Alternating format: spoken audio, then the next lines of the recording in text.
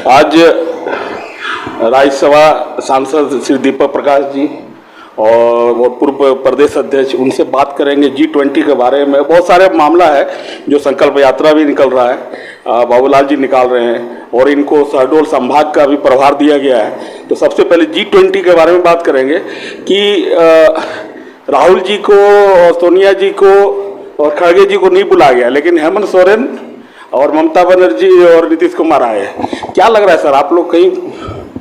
देखिए, G20 का आयोजन सफल आयोजन, देश का मान सम्मान और स्वाभिमान का बढ़ाने का काम प्रधानमंत्री नरेंद्र मोदी जी के नेतृत्व में हुआ। इसलिए देश के 140 करोड़ जनता आज नरेंद्र मोदी जी के प्रति आभार व्यक्त कर रही है कि देश का मान सम्मान और स्वाभिमान पूरे विश्व में एक नई ताकत दिखाने का काम किया। पहले क्या, पहले भारत दुनिया को देखती थी, दुनिया के नेताओं के पीछे थी।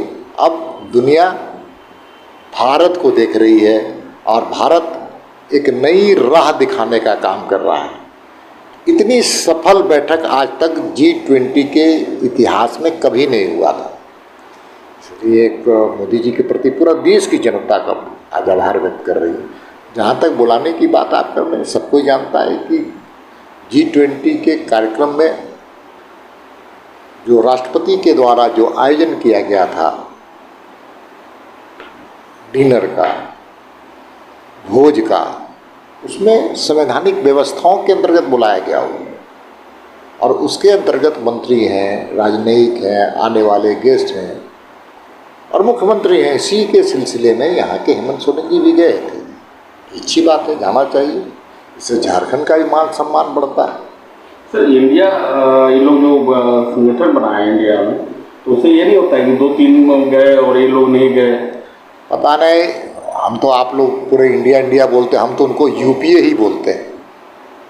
इसलिए यूपीए बोलते हैं कि नाम बदलने से चाल, चरित्र और चेहरा नहीं बदलता है, नेचर और सिग्नेचर नहीं बदलता। इसलिए ये वही लोग हैं जिसने दोनों हाथों से देश को लूटने का काम किया।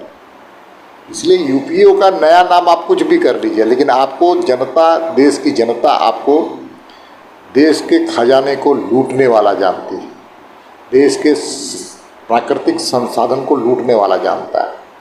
इसलिए देश को बदनाम करने वाले के रूप में जाना जाता है और परिवारवाद के कारण जाना जाता है, भ्रष्टाचार के कारण जाना जाता है। इसलिए वो क्या कर रहे हैं नहीं जानते, लेकिन जनता उनको अच्छी नज़र से नहीं देखती है। सर, एक आपको राष्ट्रीय जो हैं JP नड्डा जी की तरफ से बहुत बड़ा एक आपको प्रभार मिला है शहडोल संभाग का, उसको अपने नज़रिए से क्या देखते हैं? वहाँ 8 सीट है। साथ एक कार्यकर्ता के नाते मुझे जो जिम्मेदारी मिलती है, मैं उसे पूरा करने का भरसक प्रयास करता हूँ। मध्य प्रदेश का एक बड़े हिस्से को मेरे जिम्मे मिला है और उसके लिए मैं वहाँ जाकर लगातार प्रयास कर रहा हूँ। ये लक्ष्य है हमारा कि वहाँ की सभी सीटें भारतीय जनता पार्टी के पक्ष में वहाँ के उम्मीदवार चुनाव जीते और अगली सरकार फिर से वहाँ पर कमल फूल की सरकार बने। एक सर, संकल्प यात्रा को लेकर बोल रहे हैं बहुत नेता और बहुत कार्यकर्ता है जो दबी जुबान में ये भी बोल रहे हैं कि अगर दीपक प्रकाश जी होते तो जो अभी हाल कुछ डामाडोल है बीजेपी का, वो नहीं होता। नहीं, कुछ कहने वाले पता नहीं, लेकिन मैं जानता हूं कि मैं पार्टी का कार्यकर्ता हूं। बाबूलाल मरांडी के नेतृत्व में पार्टी आगे बढ़ रही है और तेजी से बढ़ेगी। नहीं सर, जिस तरह से आप अटैकिंग मूड में रहे सरकार पर, जो आपने जो कमी है उसको उजागर किया, चाहे विधानसभा घेरने का हो या कुछ भी हो, मतलब जो आपने किया वो ऐसा नहीं हो रहा है यहाँ पर। इसलिए सर डूमरी चुनाव भी शायद इसी कारण।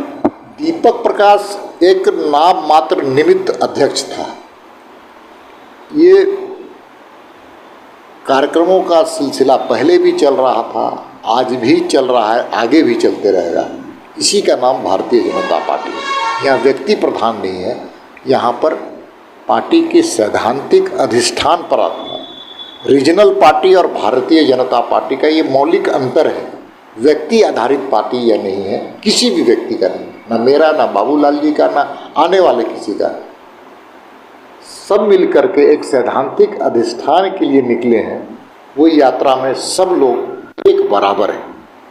सर, ये जैसे रामगढ़ चुनाव था, उसमें आपने ठेला हो या कुलचा वाला हो या दुकानदार हो, आपने जगह जगह जा करके आपने एक अलग जगाया था बीजेपी की तरफ से, लेकिन वो सब चीज़ डुमरी में नहीं हुआ सर उस तरह से। अब डुमरी की परिस्थितियाँ कुछ अलग थी, रामगढ़ की परिस्थितियाँ कुछ अलग है थी, लेकिन कुल मिलाकर के सब कार्यकर्ता मनोयोग से हर चुनाव लड़ने का काम करते हैं। परिणाम कभी अपने पक्ष में आता है, कभी दूसरे के पक्ष में आता है। ये लोकतंत्र की खूबसूरत पहलू है। लेकिन सच है कि भारतीय जनता पार्टी का कार्यकर्ता हमेशा अन्याय के खिलाफ लड़ता था, लड़ता है और लड़ता रहेगा। ये थे हमारे साथ दीपक प्रकाश जी, बहुत बेबाक तरीके से जवाब दिए। मैं इनसे विदा लेता हूँ। ओके सर, नमस्कार।